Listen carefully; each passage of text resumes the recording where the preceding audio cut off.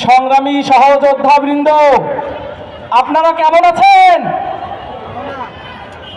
আমরা কেউই ভালো নাই। কেন ভালো নাই বলেন তো? আমাদের বিপ্লবের দীর্ঘ 6 মাস পার হয়ে যাওয়ার পরেও আমরা যেসব কারণে আমাদের নিজের জীবনের ভয় না নিয়ে রাজপথে নেমেছি, সেই বিপ্লবকে আমরা ঘটাতে পেরেছি। আমরা কিন্তু সেই বিপ্লব এখন পর্যন্ত ঘটাতে পারি নাই। তাই অতি শীঘ্রই এই অন্তর্বর্তীকালীন সরকারের কাছে আমাদের বিনীত অনুরোধ থাকবে। আপনারা জানেন, প্রাইভেট ইউনিভার্সিটির স্টুডেন্টরা কখনো রাজনীতিতে এইভাবে সম্পৃক্ত ছিল না, কখনোই ছিল না।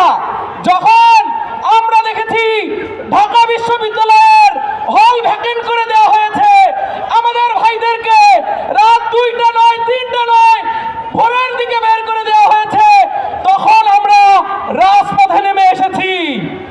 তাই আমরা বলতে চাই, এই অন্তর্বর্তীকালীন সরকার 6 মাস যে সংস্কার করেছে, এই সংস্কার আমরা কামনা করি না, আমরা এর থেকে বেশি কামনা করি।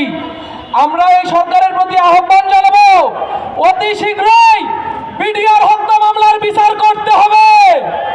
এই বাংলার মাটিতে আমাদের সহস্র যে জনদের হত্যা করা হয়েছে, সেইটার বিচার এই বাংলার মাটিতে করা হবে। এবং এই অন্তর্বর্তীকালীন সরকারকে পরিষ্কার করে একটি কথা জানিয়ে দিতে চাই, এই খুনি শেখ হাসিনা রেড লিস্টেড হওয়ার পরেও এখন পর্যন্ত কেন ইন্টারপোলের মাধ্যমে তাকে গ্রেপ্তার করা গেল না, সেই দিকটা আপনারা অবশ্যই দেখবেন। আমি সর্বশেষ আর একটি কথা বলে আমার বক্তব্য শেষ করে যেতে চাই। আমরা 5 আগস্টে যে বিজয় দেখেছি,